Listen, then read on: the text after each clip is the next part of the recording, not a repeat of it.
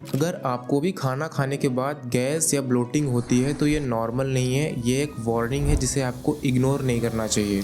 और ये सिर्फ आपकी प्रॉब्लम नहीं है, प्रेजेंट में 70% से भी ज़्यादा इंडिया की पॉपुलेशन गट इश्यू को फेस कर रही है। तो मेरा नाम है मानवेंद्र पटेल और आज की इस वीडियो में मैं आपको बताऊंगा कि गट इश्यूज़ होने के रीज़न क्या हैं, इनको आइडेंटिफाई कैसे किया जाए और गट इश्यूज़ को फिक्स कैसे किया जाए। सबसे पहले समझते हैं कि गट इश्यूज़ होते क्यों हैं। तो देखो, हमारे गट में होते हैं ट्रिलियंस ऑफ बैक्टीरियाज, जिनमें से कुछ बैक्टीरिया होते हैं गुड बैक्टीरिया और कुछ बैक्टीरियाज होते हैं बैड बैक्टीरियाज। और इन पूरे बैक्टीरियाज की कम्युनिटी को बोला जाता है गट माइक्रोबायोम। पर जब हम बहुत ज़्यादा प्रोसेस्ड फूड खाते हैं, पुअर स्लीप होती है, लो फाइबर डाइट होती है और हम स्ट्रेस लेते हैं, इस वजह से इन बैक्टीरियाज का बैलेंस ख़राब हो जाता है।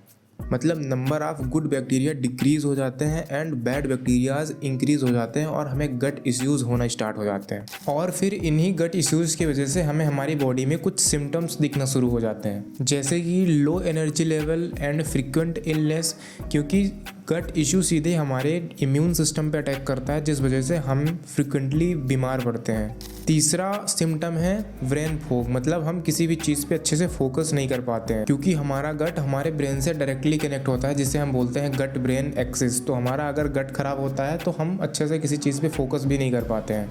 और चौथा सिम्टम है फेस पे बहुत सारे एक्ने और पिंपल्स होना, क्योंकि गट इशू हमारे स्किन क्वालिटी को भी डिस्टर्ब करता है। और पांचवा सिम्टम है शुगर क्रेविंग, ये एक one of the most common symptom है गट इशू का।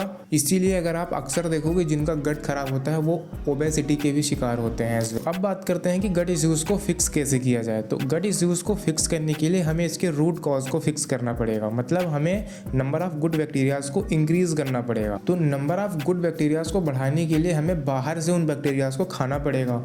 और बैक्टीरियाज को सिर्फ खाना ज़रूरी नहीं है, उनको ग्रो होने के लिए उनको फीड भी करना ज़रूरी है। अगर आपको गुड बैक्टीरियाज को बाहर से खाना हो तो आपको खाना पड़ेगा उसके लिए probiotics, for example curd and yogurt. और जैसा कि मैंने बताया कि प्रोबायोटिक्स को सिर्फ खाना इनफ नहीं है, हमें उन प्रोबायोटिक बैक्टीरियाज को फीड भी करना पड़ता है। तो उसके लिए हमें खाना पड़ता है prebiotic fibres, for example banana, oats and garlic. But इसके अलावा भी और कुछ चीज़ें हैं जिन्हें हमें अपने लाइफ में इंक्लूड करना चाहिए, जिससे ना तो हमारी सिर्फ गट इंप्रूव होती है, ओवरऑल लाइफ इंप्रूव हो जाती है। जैसे कि आपको वीक में एटलीस्ट 2 to 3 टाइम्स एक्सरसाइज करनी चाहिए और आपकी स्लीप एकदम प्रॉपर होनी चाहिए। आपके डेली के सोने का टाइम एंड उठने का टाइम फिक्स होना चाहिए। और इतना करते ही विदिन 1 वीक आपको इसके रिजल्ट्स दिखना शुरू हो जाएंगे। तो अगर आपको गट इश्यू है तो ये सारी चीज़ें आप अपनी लाइफ में एक बार जरूर इंक्लूड करके देखिएगा and let me know in the comments कि आपको कैसा फील हो रहा है।